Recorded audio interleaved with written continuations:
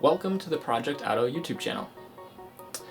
My name is Ryan, and I created a self-growth method that I call Adoga. In Adoga, there are 4 primary practices, and I wanted to use this video to share the basics of these 4 practices. Each one can be very in-depth, so this video will just serve as a sort of quick introduction to the 4 basic tools of Adoga.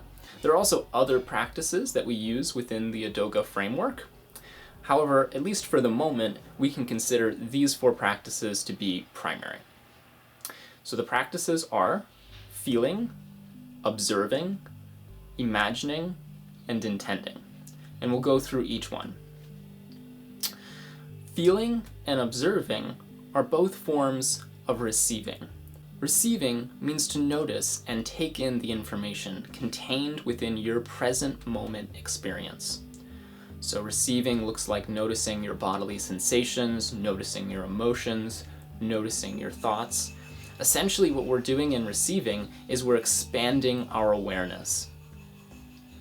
And as we expand our awareness, we gain more and more information, more and more wisdom. And so receiving is basically the path of wisdom in Adoga. Okay, so we said that feeling and observing are 2 different types of receiving, and we'll get to the difference between the 2 in just a minute. Now, on the other side of the tree, you can see that imagining and intending are both forms of creating. And what I mean here is that we are most specifically creating emotions, or what I call emotional spiritual states. However, from an emotion or from an emotional spiritual state, many other things are created. From that platform, you gain new thoughts, new insights, you get a new ability to navigate your life, and eventually you'll also manifest different results in your life and different circumstances. So when we say creating, we're most directly talking about an emotion or a spiritual experience. However, we're also talking about creating many, many things that come from or sort of emanate from that emotional or spiritual base. Now, let's look at the difference between feeling and observing. In observing, there's a sense of an observer or a witness, a sense of I or me, an identity which is watching. And there's also an observed entity, a world, which the I, or the witness, or the observer, is looking at. And in observing, there's a sense that these have some amount of distance between them. They feel separated.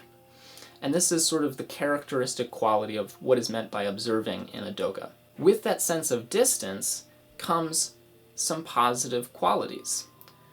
The sense of distance can enable us freedom from our emotions. It can allow non-attachment. It can give us more choices. We can gain awareness of our situation without being overly attached or invested in that situation. And thus we're free to choose something new, to think outside of the box. We're also free to break out of habits and old ways of thinking.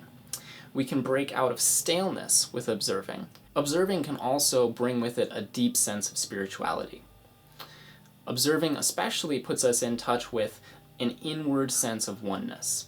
As we feel that observer or witness, there's a deep and rich oneness within that observer or witness space.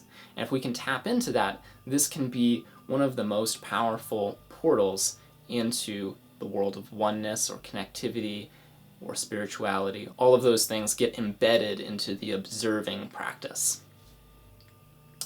Now, feeling has the opposite qualities in some ways. It is, rather than having a sense of an observer and an observed, we have a melding of the 2. So in feeling, there's simply a experience and the happening of experience, but we feel immersed in that experience. We feel deeply connected to that experience to the point that we may even identify with it. We're sort of melded or merged with that experience.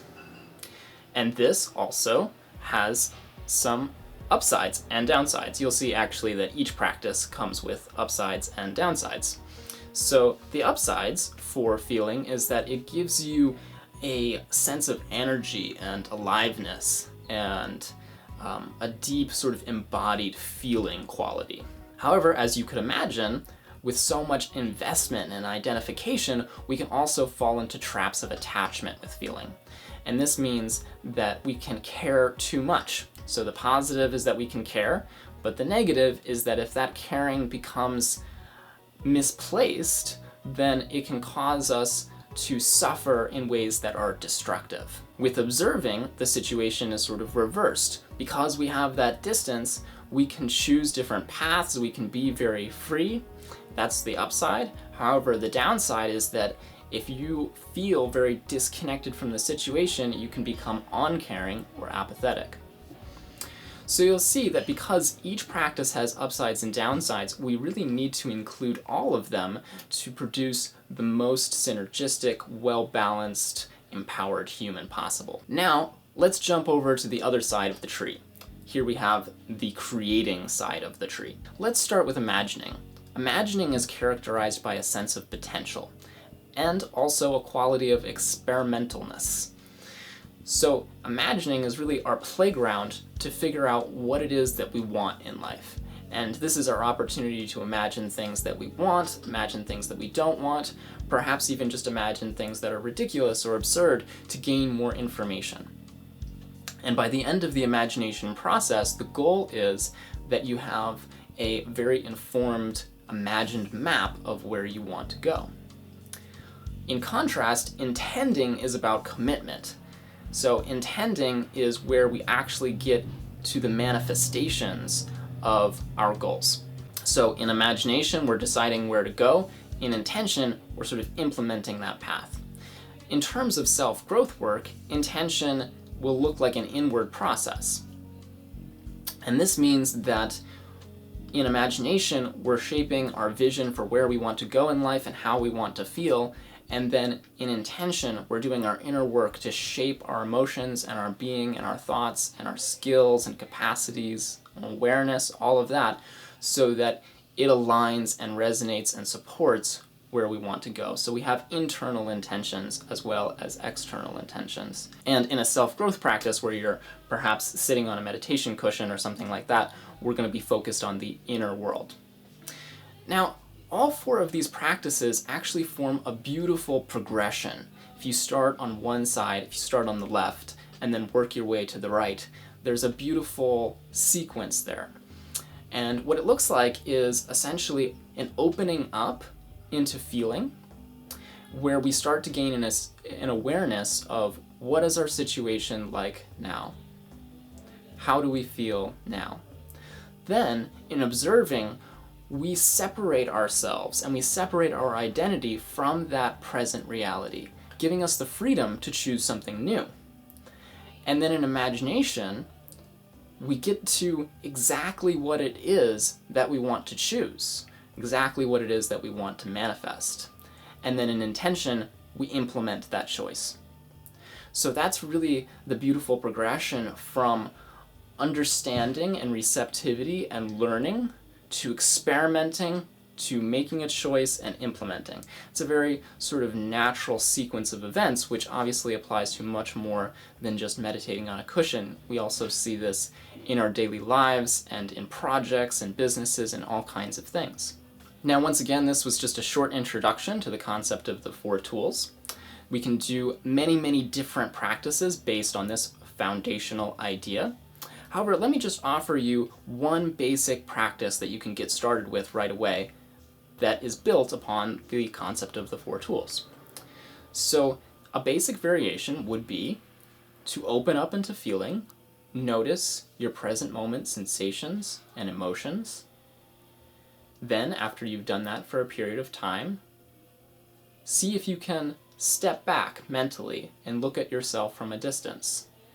See if you can access that part of yourself which is an observer or witness, and stay there for a minute, sort of freeing yourself to move or change in emotional content however the observed self wants to.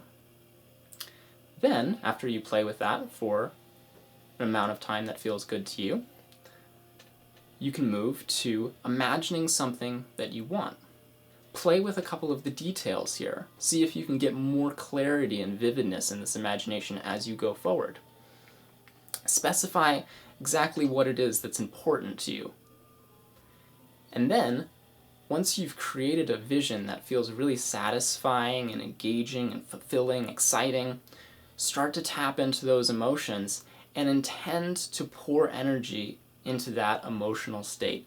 Intend to create that state and stay in that state as you go about your life and your day. Then when you're in that state, you'll be in a place to create those things in your life. So I hope that this simple practice gives you something to play with as a way to get acquainted with the 4 tools. And stay tuned as I present more and more self-growth practices as we go. Thanks for joining me. See you next time on Project Addo.